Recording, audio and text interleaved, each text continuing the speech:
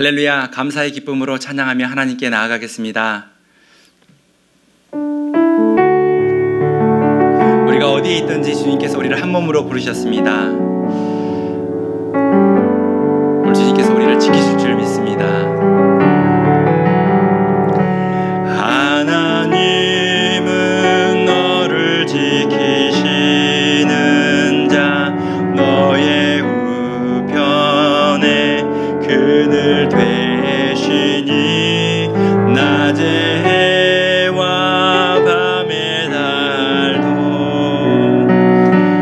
너를 해치 못하리. 하나님은 너를 지키시는 자, 너의 환난을 명케 하시니 그가 너를 지키시리라. 너의 출입을 지키시리라. 눈을 들어 산을 보아라. 너의 도움 어디서 오나. 천지 지으신 너를 만드신 여호와께로다.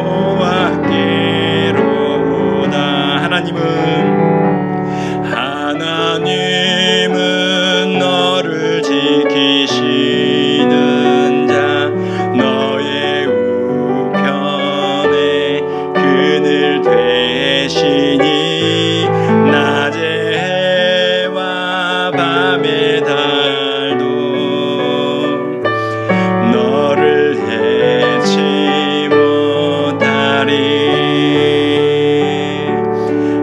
하나님은 너를 지키시는 자, 너의 환난을 명케 하시니 그가 너를 지키시리라. 너의 출입을 지키시리라. 눈을 들어 산을 보아라. 너의 도움 어디서 오나. 천지 지으신 너를 만드신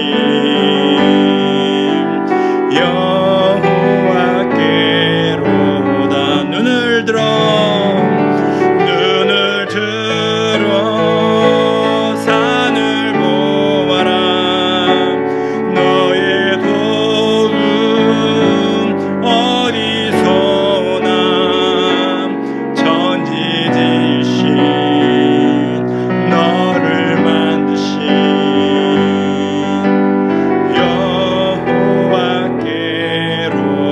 여호와께로다.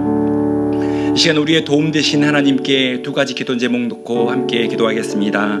나라를 위한 기도를 드립시다. 이 나라를 주의 십자가 보혈로 덮어주셔서 전염병으로부터 완전한 회복의 날이 속히 오게 하여 주옵소서.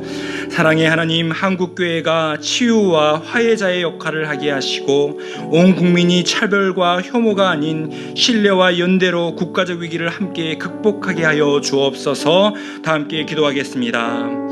사랑의 주님, 이 나라와 민족을 지켜 주옵소서. 주님의 십자가 은혜를 아버지 덮어 주옵소서. 주님, 모든 전염병으로 인하여 고통받고 있는 모든 국민의 마음을 위로하여 주시고 하나님, 완전한 회복의 날이 속히 올 수 있도록 주님의 치유와 회복의 손길을 아버지 허락하여 주옵소서. 한국교회가 아버지 이 기계를 통하여 더욱더 성숙하고 건강해질 수 있도록 도와주셔서 하나님, 치유와 화해자의 역할을 온전하게 할 수 있도록 강건하게 붙들어 주옵소서.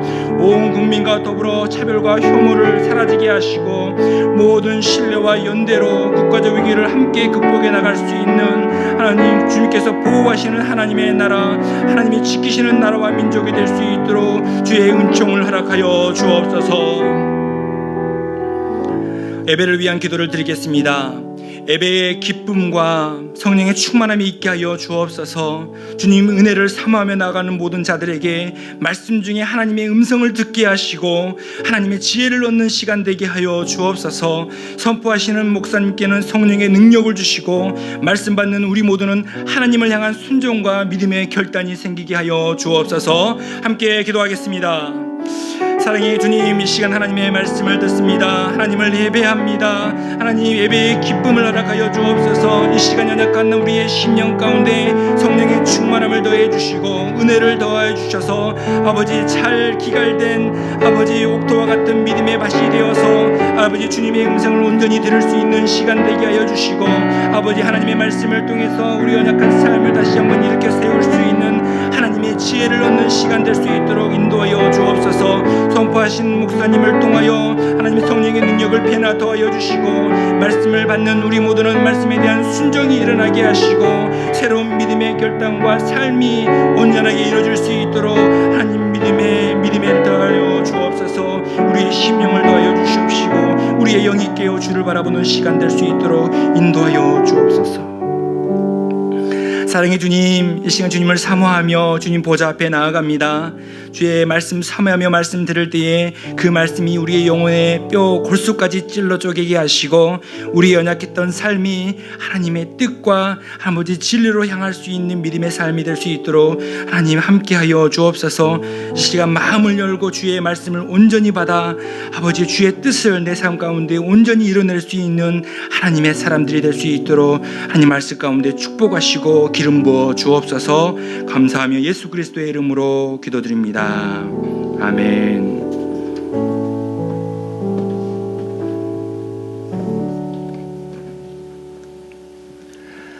이 시간 하나님께서 우리에게 주시는 말씀은 사도행전 23장 11절에서 23절까지의 말씀입니다. 사도행전 23장 11절에서 23절까지의 말씀을 우리 다 함께 합독하도록 하겠습니다. 그날 밤에 주께서 바울 곁에 서서 이르시되 담대하라. 내가 예루살렘에서 나의 일을 증언한 것 같이 로마에서도 증언하여 하리라 하시니라. 날이 새매 유대인들이 당을 지어 맹세하되 바울을 죽이기 전에는 먹지도 아니하고 마시지도 아니하겠다 하고 이같이 동맹한 자가 40여 명이더라. 대제사장들과 장로들에게 가서 말하되 우리가 바울을 죽이기 전에는 아무것도 먹지 않기로 굳게 맹세하였으니 이제 너희는 그의 사실을 더 자세히 물어보는 척하면서 공회와 함께 천부장에게 청하여 바울을 너희에게로 데리고 내려오게 하라.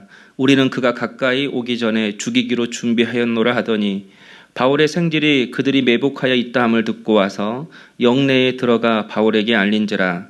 바울이 한 백부장을 청하여 이르되 이 청년을 천부장에게로 인도하라.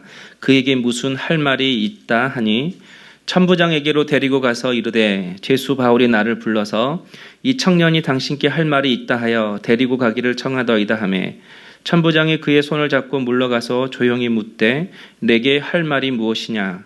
대답하되 유대인들이 공모하기를 그들이 바울에 대하여 더 자세한 것을 묻기 위함이라 하고 내일 그를 데리고 공회로 내려오기를 당신께 청하자 하였으니 당신은 그들의 청함을 따르지 마옵소서. 그들 중에서 바울을 죽이기 전에는 먹지도 않고 마시지도 않기로 맹세한 자가 40여 명이 그를 죽이고 숨어서 지금 다 준비하고 당신의 허락만 기다리나이다 하니 이에 천부장이 청년을 보내며 경계하되 이 일을 내게 알렸다고 아무에게도 이르지 말라 하고 백부장 둘을 불러 이르되 밤 제3시에 가이사라까지 갈 보병 200명과 기병 70명과 창병 200명을 준비하라 하고. 아멘.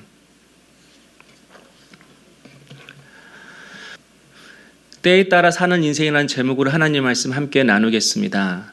천부장이 예루살렘 성전에서 소요가 왜 일어났는지 그 이유를 알아보기 위해서 사내들인 공회를 소집했습니다. 그 자리에서 사도 바울은 나는 이제까지 양심을 따라 하나님을 섬겨왔고 죽은 자의 부활을 전하며 살아왔다라고 당당히 이야기했습니다. 그런데 그 순간 사내들인 공회는 소란스러워졌습니다. 바로 부활이라는 말 때문입니다.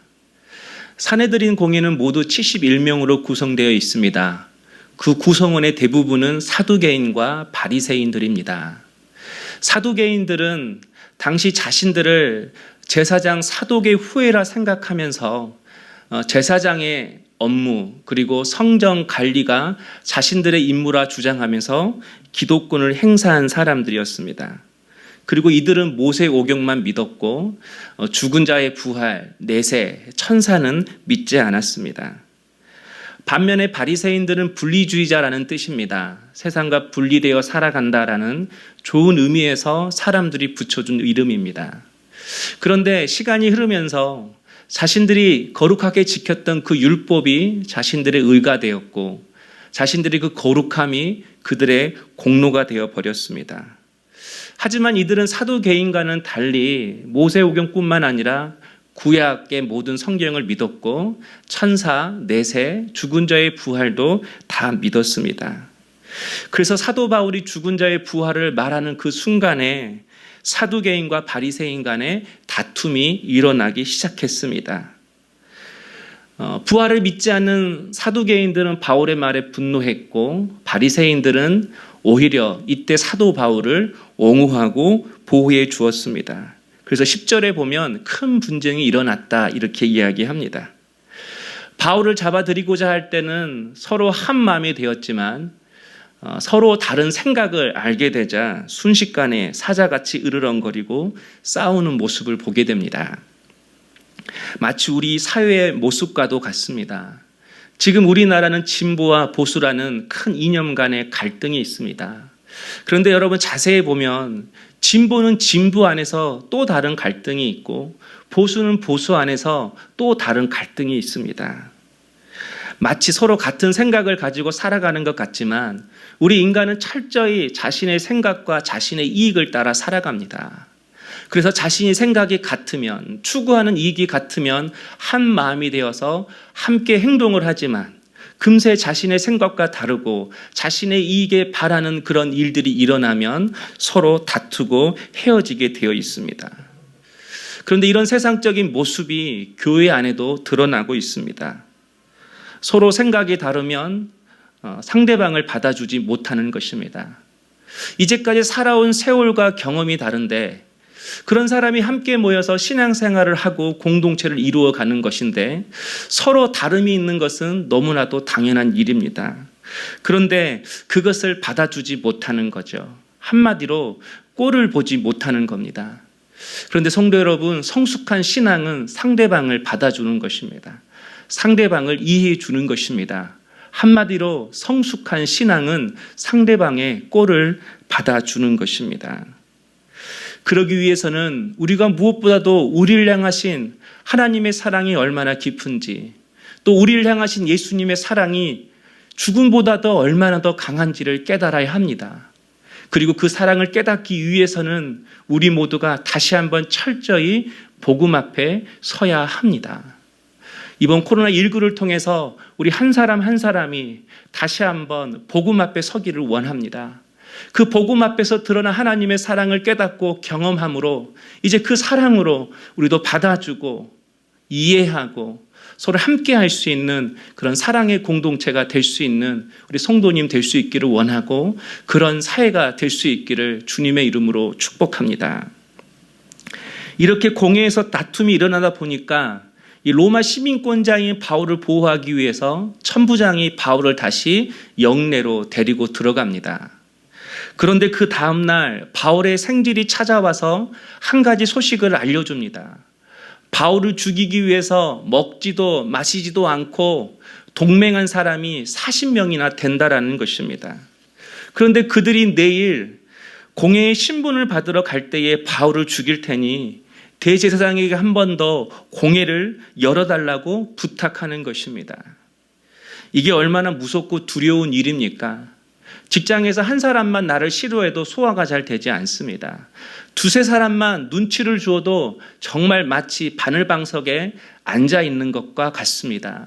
그런데 40명이 먹지도 않고 마시지도 않고 죽이겠다고 하니 이게 얼마나 두려운 일입니까? 그런데 바울의 모습 속에서는 전혀 두려운 모습이 보이지 않습니다. 차분합니다. 오히려 담대합니다. 백부장에게 자신의 생지를 소개시켜 주면서 천부장에게 안내해 달라고 부탁합니다. 그리고 천부장을 만나 그 생질은 이 모든 일을 자세히 이야기하고 이제 천부장은 그 소식을 알고 바울을 보호하기 위해서 더욱 경계를 강화합니다. 성도 여러분, 바울의 이런 차분함과 담대함이 어디서 나오는 것입니까? 첫째는 주님의 약속에서 나옵니다. 11절 말씀에 그날 밤에 주께서 바울 곁에 서서 이르시되 담대하라 내가 예루살렘에서 나의 일을 증언한 것 같이 로마에서도 증언하여라 하리라 하시니라. 예수님께서 담대하라라고 말씀하셨습니다. 주님이 담대하라고 말씀하시니 담대한 것입니다. 바울의 마음속에 주님께 받은 말씀이 있기에 담대한 것입니다. 또 예수님은 로마에서도 증언하여야 하리라. 너 다음에 로마로 갈 텐데 그때도 지금과 같이 담대하게 나의 일을 증언해. 주님 이렇게 말씀해 주셨습니다. 이 말은 로마까지 예수님께서 바울을 철저히 보호해 주시겠다는 말씀입니다. 그래서 주께서 바울 곁에 서서 마치 주님이 내 곁에 서서 지키시고 보호하시는 것처럼 바울은 담대했고 차분했습니다. 그 이유가 바로 바울에게 약속의 말씀이 있었기 때문입니다. 약속의 말씀이 있으면 그 말씀이 믿어집니다. 그리고 그 말씀이 우리를 사로잡고 우리를 인도합니다. 사랑하는 성도 여러분, 40명의 결사대가 바울을 죽이려고 달려드는 것처럼 혹시 지금 우리의 상황이, 지금 우리의 환경이 나를 죽이려고, 나를 삼키려고, 나를 넘어뜨리려고 달려들지는 않습니까? 그렇다면 이럴 때일수록 주님의 음성을 들어야 합니다. 주님의 말씀을 받아야 합니다. 그리고 주님의 그 말씀을 붙들어야 합니다. 이럴 때일수록 하나님의 말씀을 묵상하셔야 합니다. 우리 성도님들이 매일매일 하나님의 말씀을 묵상했으면 좋겠습니다. 그리고 지금 사순절 기간에 우리 성경 통독 함께하고 있는데 그 성경 통독을 하면서 나누어진 문제집에 여러분이 정성껏 답을 달았으면 좋겠습니다. 여러분이 성경을 읽고 다는 그 답 속에 여러분의 인생을 향한 답이 있는 줄로 믿습니다. 성경 읽는 거 소홀히 여기지 말고 성실하게, 신실하게 하나님의 말씀 앞에 겸손히 서서 주의 음성을 듣고 그리고 그 음성, 그 말씀의 반석 위에 굳건히 서서 흔들리지 않는 우리 물된 동산교회 성도님 될 수 있기를 주님의 이름으로 축복합니다. 두 번째로 사도 바울이 담대했던 이유는 그는 절대로 기도에 게으르지 않는 사람이었습니다. 바울은 자신을 죽이려는 사람들이 있다는 것을 처음에는 전혀 몰랐습니다. 생지를 통해서 그 소식을 알았습니다. 그리고 그 소식을 천부장에게 전할 때에 천부장이 오히려 바울을 보호해 주었습니다. 23절에 백부장 둘을 불러 이르되 밤 제3시에 가이사라까지 갈 보병 200명과 기병 70명과 창병 200명을 준비하라. 총 470명이 사도 바울을 보호하고 그를 지켜주었습니다. 여러분, 이게 바울의 힘으로 되는 것입니까? 이게 지금 바울이 가지고 있는 권세로 되는 것입니까? 그렇다면 천부장이 바울을 이렇게 보호한 것입니까? 아닙니다. 하나님이 바울을 보호한 것입니다. 하나님이 일하신 것입니다. 오늘 말씀을 통해서 중요한 메시지가 하나 있습니다. 바로 하나님이 일하시게 하는 것입니다. 사람으로서는 불가능한 일이 있습니다. 그러나 사람으로서 할 수 없는 일이지만 하나님은 가능하십니다. 하나님은 하실 수 있습니다. 그래서 신앙은 하나님으로 하여금 일하시게 하는 겁니다. 이사야서 62장 7절에 여호와께서 예루살렘을 세워 세상에서 찬송을 받게 하시기까지 그로 쉬지 못하시게 하라. 이사야 선지자가 그로 쉬지 못하시게 하라. 이렇게 말씀했습니다. 그로 쉬지 못하시게 하라. 하나님 일하시게 하라는 것입니다.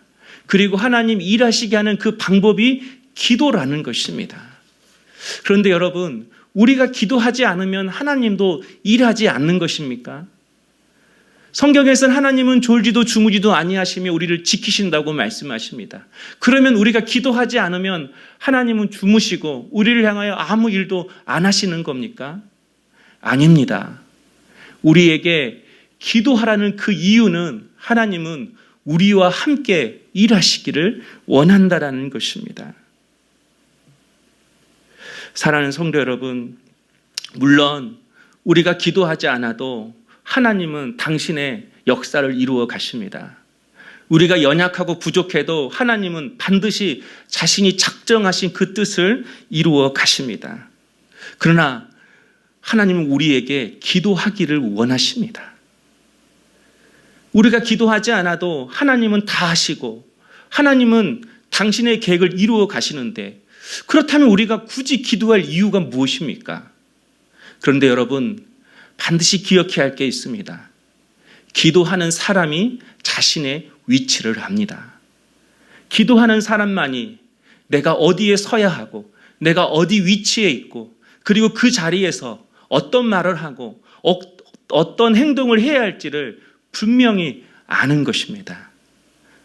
또 한 가지 우리가 반드시 기도해야 할 이유는 기도하는 사람만이 하나님의 때를 알 수 있습니다. 그래서 그때에 맞는 행동을 할 수 있습니다. 그게 지혜로운 성도입니다. 세상에도 봄, 여름, 가을, 겨울이 있습니다. 우리는 그 때에 맞는, 그 계절에 맞는 옷을 입고 살아갈 때에 그게 지혜로운 삶입니다. 마찬가지로 우리 인생에도 때가 있습니다. 봄, 여름, 가을, 겨울처럼 좋을 때가 있고 나쁠 때가 있습니다. 찾을 때가 있고 잃을 때가 있습니다. 지킬 때가 있고 버릴 때가 있습니다. 잠잠할 때가 있고 말할 때가 있습니다. 그런데 기도하는 사람만이 그 때를 알고 그 때에 맞는 행동을 하는 것입니다. 야고보서 5장 13절에 너희 중에 고난당하는 자가 있느냐? 그는 기도할 것이요. 즐거워하는 자가 있느냐? 그는 찬송할지니라. 기도하는 사람만이 고난이 오면 기도할 때임을 알고 기도합니다. 기도하는 사람만이 즐거운 일이 생기면 그때가 찬송할 때임을 알고 하나님께 찬송하는 것입니다. 사랑하는 성도 여러분, 전도서 3장 11절에 하나님이 모든 것을 지으시되 때를 따라 아름답게 하셨고라고 이야기를 합니다. 하나님이 지으신 모든 때는 다 아름답다고 합니다. 성도는 이것을 믿는 사람입니다. 그래서 내게 찾아온 그 때에 맞게 삶을 살아가는 것입니다. 지금 여러분은 어떤 때입니까? 어둡고 암담한 때입니까? 힘든 때입니까? 그럼 여러분 기도하셔야 합니다. 믿음을 가지고 더 굳건히 서야 할 때입니다. 히브리서 10장 37절에 나의 의인은 믿음으로 말미암아 살리라. 또한 뒤로 물러가면 내 마음이 그를 기뻐하지 아니하리라. 지금 우리가 사는 세상과 현실이 힘들다고 절대 뒤로 물러서는 안 됩니다. 지금 이때는 물러나지 않고 믿음으로 당당히 서야 할 때입니다. 히브리서 13장 35절 말씀처럼 너희 담대함을 버리지 말라. 이것이 큰 상을 얻게 하느니라. 내게 찾아오는 그때마다 넘어지고 그때를 놓치는 것이 아니라 하나님 주시는 그때를 선하게 받고 내가 이때를 어떻게 살아가야 되는지, 내게 주어진 이 상황 속에서 어떻게 살아가는 것이 하나님이 기뻐하시고 지혜로운 삶인지를 깨닫고 그 때에 맞게 살아가는 자에게 하나님이 큰 상을 주신다고 말씀하십니다. 사랑하는 성도 여러분, 지금 우리에게 다가오는 이때를 허투루 보내지 마십시다. 게으르게 보내지 마십시다. 세상적으로 보내지 마십시다. 특별히 사순절 기간입니다. 주님의 십자가와 고난을 더욱 묵상하게 하는 때인 것 같습니다. 사랑하는 성도 여러분, 오히려 이때가 주님을 사랑할 때이고 주님을 바라볼 때이고 그리스도인으로서 주님의 길을 걸어가야 할 때임을 아시는 우리 성도님 되시길 주의 이름으로 축복합니다. 우리가 코로나 때문에 주일에 함께 모여 예배하지 못했습니다. 함께 모여 예배하지 않는 것으로 우리가 절대 구별되는 것이 아닙니다. 말씀 속에 말씀 붙들고 여러분이 처한 상황 속에서 여러분이 처한 직장 속에서 살아가는 것이 그것이 진정 구별된 성도의 삶인 것입니다. 너무 두려워하지 마시고 너무 염려하지 마시고 이럴 때일수록 하나님을 믿는 그리스도인에서 때에 맞는 그런 믿음의 삶을 살아가시는 우리 성도님 될 수 있기를 주님의 이름으로 축원합니다. 우리 다 함께 기도하겠습니다. 첫 번째 기도할 것은 하나님 때를 알게 하여 주시옵소서. 지금 이때가 기도할 때이면 기도하게 하시고 말씀 앞에 서야 할 때이면 말씀을 듣고 묵상하는 저희들 되게 하셔서 오히려 이때에 하나님의 뜻을 알고 그 뜻에 합당한 삶을 살아갈 수 있는 저희들이 되게 하여 주시옵소서. 우리 함께 기도하겠습니다. 사랑의 주님, 하나님의 때를 알기를 원합니다. 그 때를 알기 위해 우리가 기도에 게으르지 않는 저희들 되게 하여 주시옵소서. 하나님, 내게 주어진 이 상황, 이 시간을 허투루 보내지 않게 하시고 게으르게 보내지 않게 하시고 두려워하면서만 보내지 않게 하시고 하나님을 믿는 자녀로서 예수님의 제자로서 이 때에 내가 어떻게 행동하고 살아가야 될지 분명히 깨닫고 때에 맞는 삶, 때에 맞는 행동을 할 수 있는 저희들이 될 수 있도록 우리 주님 역사하여 주시옵소서. 우리 사랑하는 성도들 어디 있든지 간에 불꽃 같은 눈동자로 지키시고 보호해 주시며 하나님이 말씀을 듣고 예배할 때에 하나님 함께 하심을 믿고 주님 앞에 겸손히 나아갈 수 있는 우리 주의 종들 될 수 있도록 역사하여 주시옵소서.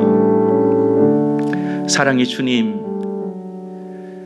어렵고 힘들 때입니다. 이럴 때일수록 주의 말씀을 받고 그 말씀의 반석 위에 굳건히 서는 저희들 되게 하여 주시옵소서. 말씀이 붙들리고 말씀이 일하는 삶을 살게 하여 주시옵소서. 또한 우리가 기도에 게으르지 않기를 원합니다. 기도함으로 하나님이 하신 일에 동참하는 저희들 되게 하시고 기도함으로 내가 어디 서서 무엇을 해야 할지를 아는 지혜로운 성도가 되게 하시고 기도할 때마다 지금 내게 찾아온 때가 어떤 때임을 알고 그 때를 잘 살아내는 주의 종들 될 수 있도록 역사하여 주시옵소서. 모든 것 주님 앞에 위탁하옵고 예수님의 이름으로 기도하옵나이다. 아멘. 이제는 우리 주 예수 그리스도의 은혜와 하나님의 크신 사랑과 성령님의 감화감동 교통하신 은혜가 주님의 말씀 위에 서고 항상 기도함으로 하나님의 때를 알아 그 때를 믿음으로 살아내기를 소망하는 우리 물된 동산교회 모든 성도들 위에 이들의 가정과 직장과 일터 이 나라 위에 이제부터 영원토록 함께 하시기를 간절히 축원하옵나이다. 아멘.